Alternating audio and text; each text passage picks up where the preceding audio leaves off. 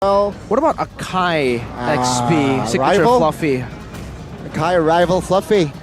It's a classic, but I am very skeptical about the Kai pick. There you It's go, gonna be Lapu. Lapu. Yeah, The safe Turner called choice. it. They need an answer towards the Farsa in the back line, as they don't really have much dive coming in from their composition. So Lapu is the answer because of the Yuzong ban earlier on. It makes sense, it's safe. I don't necessarily see much disparity between both of these compositions. I think both teams have a well-rounded comp. I think it comes down to matchup. What do you think about the matchups? I would actually say, with this composition, Dewa has a bit of an edge, man. The Baksha for farm, the Farsa for range, and the Beatrix, even the Valentina might actually struggle. And in lane as well, Brody should be able to win it out against the Beatrix. The Angela will be the difference maker here. But with the Franco, there's already a lot of kill threats, so the Angela needs to respect that too. Yeah, I think Dewa might have a little bit of an advantage here. Okay, Dewa United has the advantage. Wow. Okay. No purifies whatsoever on the board. All flickers all around. Both teams are looking for blood. And there we go, ladies and gentlemen, into the Land of Dawn for the final game, for the final match of week number 6. We're gonna close it out with Dewa United and Evos Legends. Let's see who comes out on top. Let's see indeed. And looking at the compositions again, take a look at Lanaya's rotation already. Invading and harassing and getting it as well. Yeah, this is the advantage of having better wave clear and mid-prio. Dewa were able to facilitate this, and you can really see that he's going for more even in the top side, but Sutsujin is able to claim that away. But it's still a big advantage for Lanaya. Oh, never mind. He doesn't get the lethal. It's just a Jin. Equalized. Here we are. I would expect a little bit more aggression, honestly, coming in from the Franco. I think that's one of the beautiful things about the Franco here after the patch, the fact that he can already have so much kill pressure before he hits that level 4 power spike. And yet, when we take a look at the emblems, okay, so we were talking about this, right? Lethal Ignition in comparison to Impure Rage, and it looks like Keys on the Farsa still opting for Lethal Ignition. Still wants that burst damage instead of the Impure Rage. Because I think for the Farsa, you do rely more on just a cycle of your a rotation, a single rotation of your skills, not really spammable, right? So might as well go for the Lethal Ignition, get it done with, and then back away. That makes sense. Here in the bottom lane, though, Lanaya. Oh, good flicker to juke and sidestep that shield Unity threat. Turtle will be up though, and it seems like rotation-wise, it's equal as well. So Baksha and as well as Fredrin now will be in that turtle pit. Fluffy has already hit that level 4, though, okay, Dixon just got it. I thought that was something of an advantage that they could utilize before they surround the turtle. That's Sutsujin. Very aggressive power stance as Lanaya goes in again. Flicker penalty zone popped now. The damage isn't really there, but take a look at Dixon dealing damage. Lanaya claims Sutsujin as both junglers now taken out. Dixon should be the next target here as Fluffy and Van Strong will help right there to pop that Feather Airstrike, but the Bloody Hunt will lock Van Strong down and will take him down. Shako, quite low, taken out as well. That was a very long fight, 2 for 2 at the end of the day. Equal trade. It's literally the same. Roamer and a jungler taken down. But I think it's the lasting effects of that fight. The fact that Fluffy got 2 kills now means that Dixon is in a whole world of trouble in this matchup. Fluffy's gonna have much more chance of making an impact in these team fights with some more damage. 2 kills is gonna rack up, and Evos Legends know it. That's why they already started the turtle. Okay, Lanaya. He's now alone with the help of Dixon. Stunned. Iron Hook missed. Lanaya terrified as well. Sutsujin claims the turtle, right? In the backside though, will be all in. All the damage to come through. He tries to survive. Shako will fall as well as Dixon, as Evos Legends has more say in the turtle fight. I can't believe just one difference, right? You mentioned about that EXP lane, but wait a minute, the top side, Doma getting caught very low. What? Oh my god, torn apart memory with the help of K. though, will deal more damage. And take a look at the talent's prediction. For the first time today, it's unanimous. How long has it been since all the talents were in agreement with something? But Van Strong. Flicker, Bloody Hunt, and as well as Kaze will deal enough damage towards Van Strong. Lanaya, though, will crash Fluffy. A-okay, no follow-up. Don't try to change the topic, Eterna. What? Every team you predicted today has lost, okay? Well, So don't try to change it, okay? So you're... there's a first time for everything, you know? You predicted Evos Legends, okay. I'm just looking out for any miracles that can happen here. No, like, what happens when we have the same prediction, right? That's the real question here. Yeah, will it be nullified? The curse, we'll see. Dixon, though, yeah, like we mentioned, that 2-kill lead. Now it's a 3-kill lead and 2 assists even. You can see a 1,000 gold lead already. And Doma up top, yeah.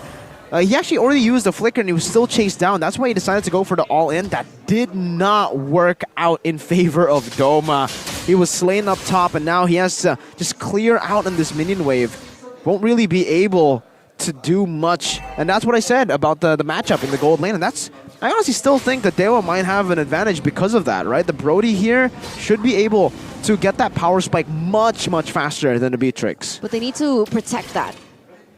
Because Evos Legends, understanding the situation, they might look for a punish onto Watt, onto the Brody in the top lane. But as you can see here, both teams are already opening up the map, looking for vision, perhaps even a pickoff before they start setting up for this turtle fight. The one thing that we do need to take into consideration is Sutsujin is level 8. Meanwhile, Lanaya level 7, so there's already a gap between both of these junglers. I mean, looking at the mini-map earlier, it's just it's Van Strong just screening Lanaya, right? Somehow just wherever Lanaya is going, there is just Angela in the map as well. There you go. Just a trade on the map. For Evos Legends, they get the turtle. For Dewa, they get the Brody. A full-on turret. But Doma has been rotated down below. Van Strong again. He yells Lanaya. Shield Unity on towards Lanaya. The damage will they be there. Feather airstrike popped as well. Flicker! Penalty zone was huge. Dixon catching Van Strong and as well as quite off guard. In the front side though, Fluffy receives the Bloody Hunt, escapes with the Bravest Fighter, and the Torn Apart Memory will deal not enough damage to take him down. Dewa United, good pickoff. Evos Legends now, their lead slowly diminishes. That was nearly a disaster for Dewa United, honestly, right? They were the one to initiate that skirmish in the bottom side. They nearly had that whole thing turn around, but luckily Dixon with the penalty zone onto 2-3 members in that bush, that was the cherry on top. And they were able to finally get that rotation worthwhile, right? Taking out Van Strong.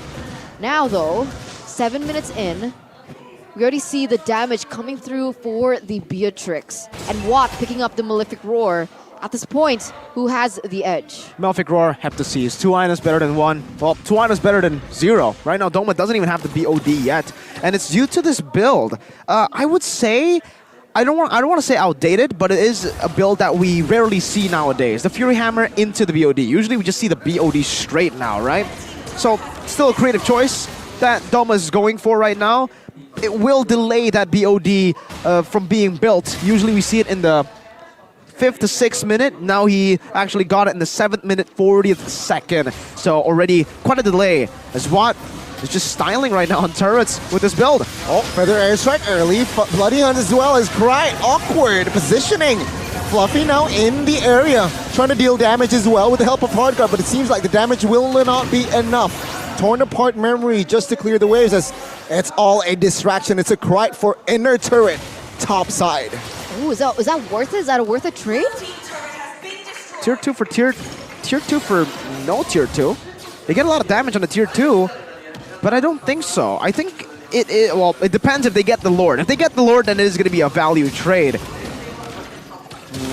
Okay, Sutsujin received a lot of damage. Torn Apart Memory will not be enough to take him down as it's all just a zone. Dewa United comfortably takes the Lord. 1,000 gold lead for Dewa United in the 8th, almost 9th minute of the game. Very different to what we saw in game number 1 and game number 2, where Evos Legends were able to have that control.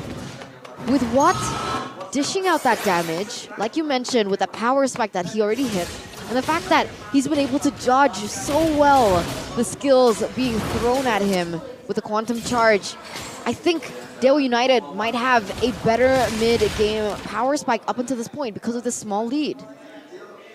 Mid-game power spike is where the strength lies in. I would have actually expected Dewa to have a little bit more to say in the early game as well with the neutral objectives. But then again, yeah, Sutsujin's kind of a god with that red tree.